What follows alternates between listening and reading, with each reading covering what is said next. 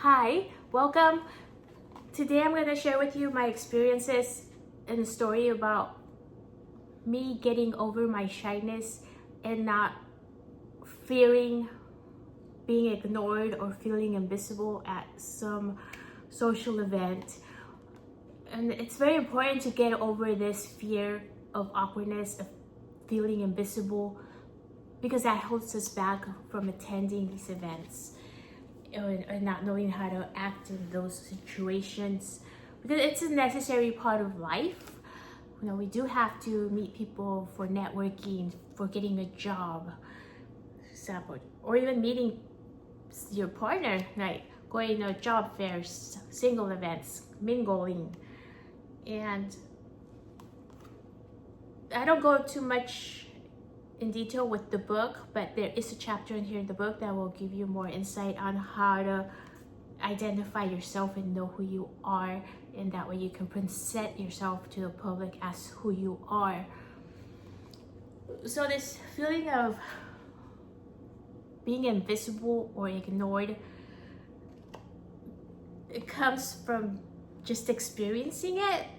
Like when you go out to a conference, for example, everybody's wearing black, or you show up and you're also wearing black. You want to look professional, you want to be part of the group, and then you go there, you see a bunch of people talking already. They're like in a group of 4 and they're already like having a great time.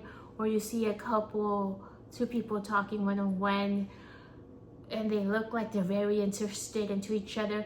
And so I remember going in and wearing my black like everybody else, but I didn't want to be that person to go and interrupt somebody's conversation and then they stare at you.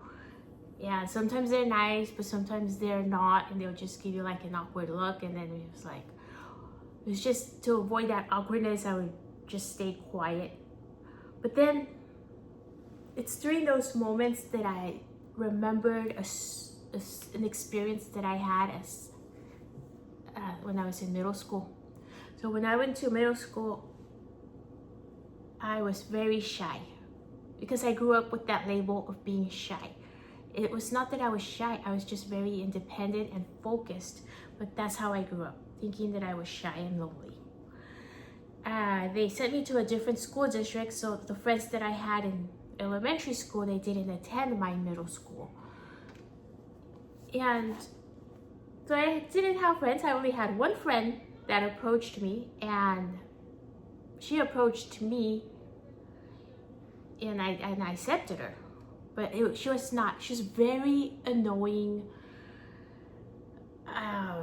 Didn't like her personality because she would scare off my other friends because she wanted to be my only friend.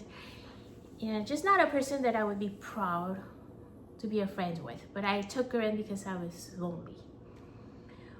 And my solution to being friendless was, again, trying to be part of the society.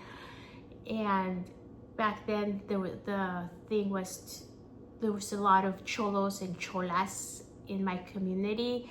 And cholos and cholas are people, they have like a uniform going on with the khakis and the black. The girls would wear all black. And so I decided to wear all black because I wanted to be part of that group.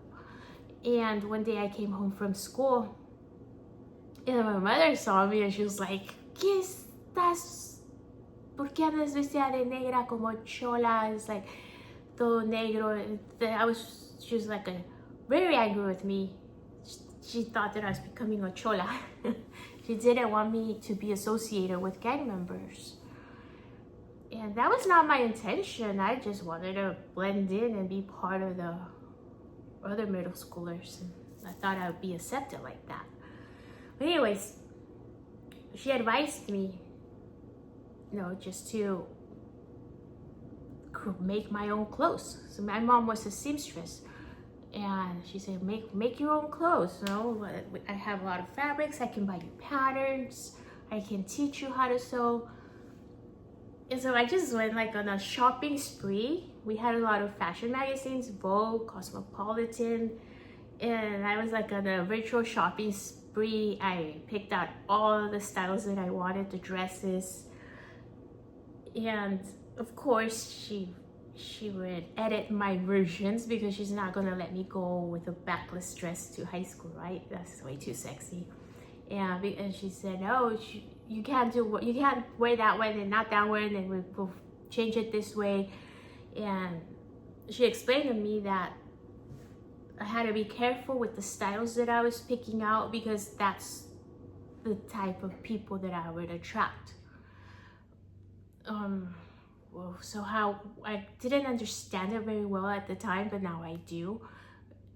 Basically, she was telling me the way you present yourself, those are the kind of people you're gonna attract into your life. All right, and so yeah, my my selections got edited for everyday life. So I really hated the idea of starting high school, living the way I did through middle school, lonely and awkward, looking lost. And so I followed her advice. I worked all summer on my wardrobe, which I was very proud of because I picked my prints, my patterns, and I was in style. I was in vogue. Well, anyways, I even started asking people to call me Pola because I didn't want to be Soledad. Soledad means loneliness in Spanish. So I changed my name to Pola. I didn't change it, but I took on the name Pola. And I decided to change my perspective as well. As I attended high school in my first days, I saw it as an opportunity to start new. And one of my first experiences that is quite impactful to date is that with this new attitude that I have, I was grateful that I had this opportunity to be myself and I didn't have to blend in. I knew my style, I knew my colors, and I carried myself differently. And so at high school, they have these pep rallies. That's where everybody gets thrown into the gymnasium and we gotta sit on the bleachers, and then the cheerleaders come out and to encourage the football team.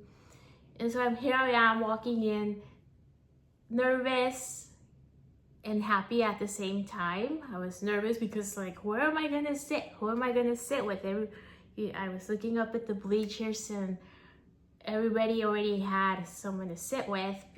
You know how it is. People know themselves since elementary. But with my new attitude, I was like looking up and I'm thinking, looking at people and I'm like smiling, like, you could be my friend. No, I don't want to sit with you. And I had that attitude of, who do I want to sit with? Who do I want to be friends with? And so my face was happy. And so there I am looking, and then somebody's like red smile caught my eye. So I looked back at her and I was like, oh, she looks nice. And I smiled back at her, but I smiled with my whole face because I was happy. I saw in her a friend. And that probably triggered her, or maybe she thought the same thing. And she signaled me, and I was like, okay, I have to go sit with her. And I went up and I sat with her. And it was through her that I also met other people, her friends, became my friends. And even right now, some of those people are still in my life. You know, not continuously, some were lost over time, but if I call them up right now, they will answer the phone and be my friends and invite me to their house. And I think the reason that those friendships last, even though they're few, those friendships last because those girls or women right now, we were very similar. We both had a sense of fashion. We were all into fitness. We all like dancing. We go to dancing together. I still go with some of them. And they were all very independent women, and they still are, and they were all very beautiful, and we enjoyed each other's company, and we still do. And so that's all you have to do. Know who you are, know your style, present yourself like that. If you love fashion, or if you love fitness, if you like makeup, anti-aging things, whatever, everything that you enjoy, share it, display it on yourself, and you're gonna attract that kind of people into your life. And those are the relationships that last longer. My mother was very wise, and her wisdom prevented me from blending in, which, by the way, blending in is becoming invisible.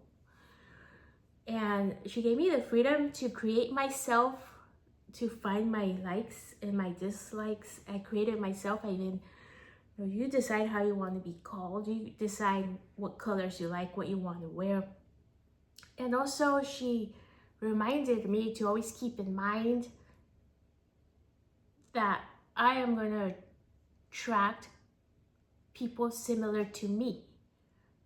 So be aware of that, and those similarities are going to keep your friendships together.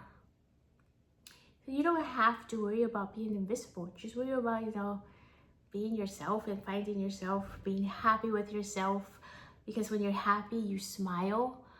You're not going to be wearing the all black uniform.